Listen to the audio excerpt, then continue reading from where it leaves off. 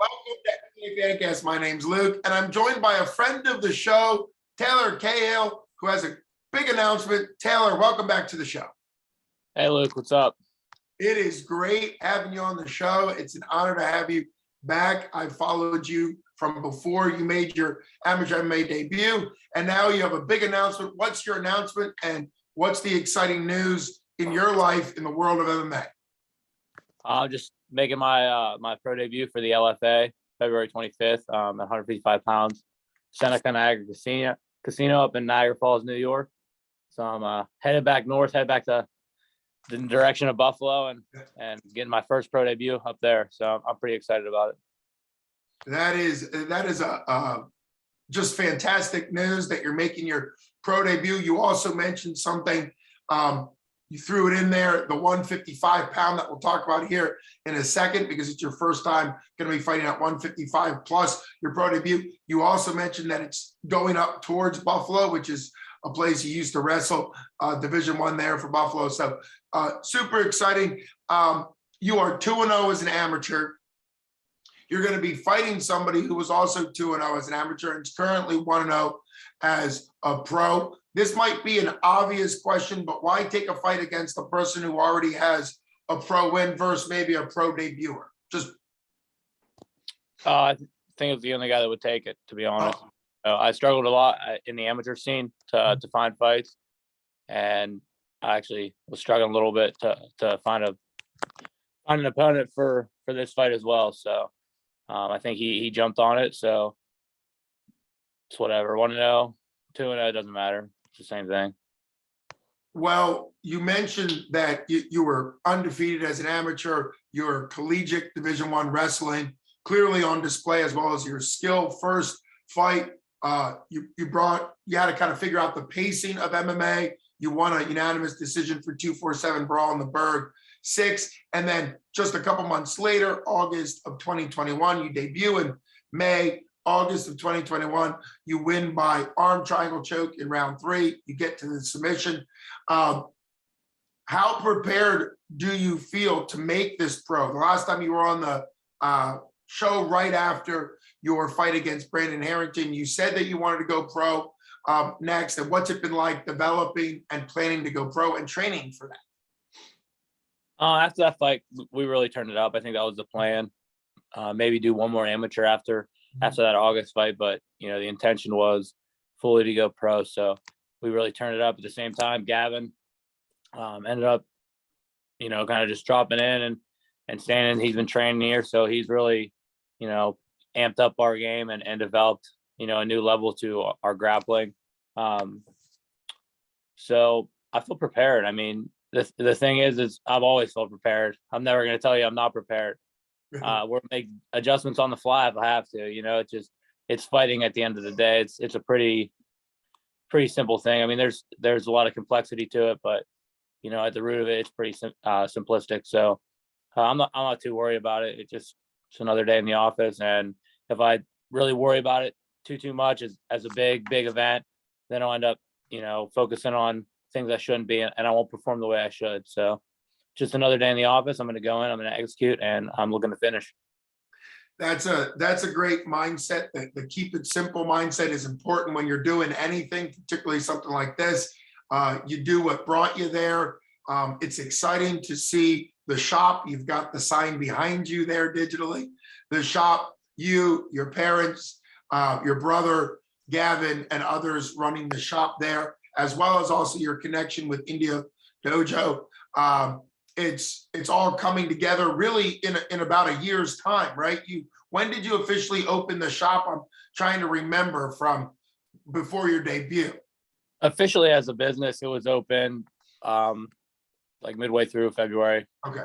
March was our grand opening, 2021. But me and Tanner have had this thing rolling for about 2.5 years now. So even before the business, we had, a hole in the wall room in Somerset, PA, 21 by 15 room with a couple mats down, and it was an enclosed room with no windows, and we would just, kind of beat the crap out of each other. So call people in, and we just get some good work in. And it was right when COVID had fully hit, so nobody was able to work out anywhere. All the gyms were closed, so we were open, and we were really just working out hard. So I've been living in the room for about 2.5 years, every single day.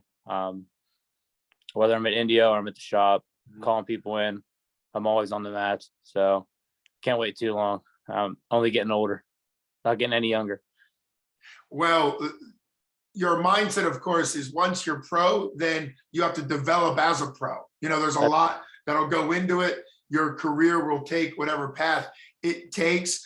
You mentioned that your last fight, of course, I got to be cage side, which was a great honor. But you mentioned that it was an amateur fight. That's 3 2-minute rounds. This pro fight for Legacy for LFA is going to be 3 5-minute rounds. You also mentioned from August that you've been stepping up the training. How is that cardio, endurance building going, as well as also the cut to 155? Let's kind of talk about those 2 big transitions up to a 15-minute fight instead of a 6, and also the 155. How has that been developing for you during these last 5 months?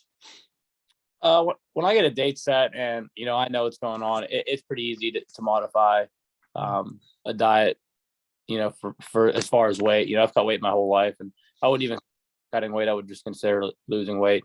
Lifestyle choices, those are more important than anything when it comes to losing weight. You know, just doing the right things and living the right way, sleeping the right amount, and, you know, basically all the small things are what make the weight come off pretty easily. So I walk right now at about anywhere from 165 to 170, and then that last week we'll just suck that water out, and, you know, I'll be on weight, and it won't be too much of an issue at all.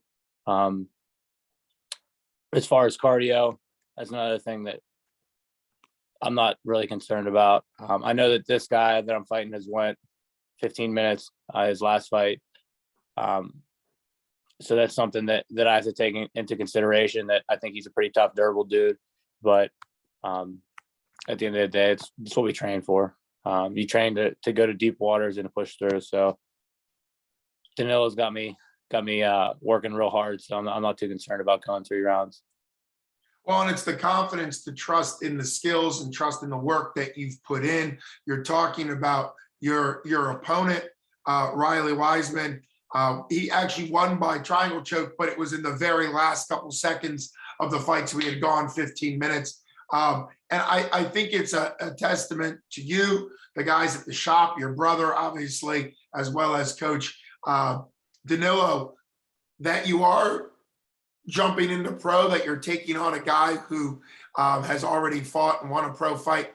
It's very exciting to see you testing yourself. What is, and this is a great question, what are you most looking forward to having as a pro?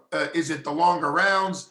Is it being able to knee to the head? Is it being able to land elbows on the ground? Is like what aspect of the pro fight, besides getting paid, of course, is most exciting for you as you turn pro? Man, just everything. You know, the goal is to be at the top of the sport, right? In the UFC. The UFC is the premier organization. It's where the best guys are at.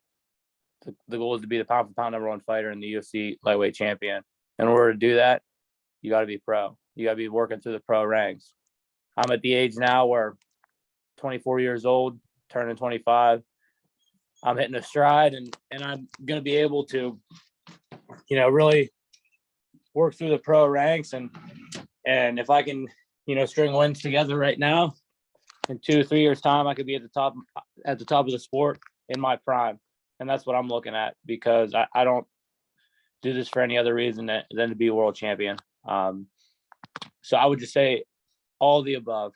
It gives you the feel of world-class fighting. The LFA is a huge organization. The UFC Fight Pass is something that I've been watching for years. So it's awesome to be able to be streamed on that live. From a fight sense, I would say knees to the head, elbows to the head, and ground and pound. The good old American wrestler favorite. Sure. Well, your answer really shows the mindset of a champion.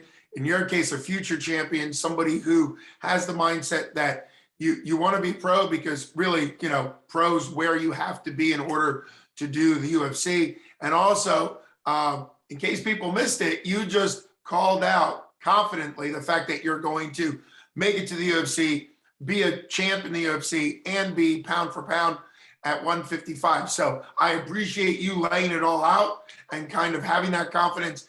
Coming on the show before you were your first amateur fight, you also talked along this way as well. And it's been great to see you develop. And I can't wait to continue to follow your career as you are now pro. As of 9 days from now, you'll be officially pro for LFA. Like you said, it's really exciting to kind of see you lay it out. And I can't wait to replay this video years from now, however long it takes to kind of see. It's always great to see people predict and then kind of back it up with what they do and how life unfolds. So I appreciate you taking the time to come on. You're almost in fight week.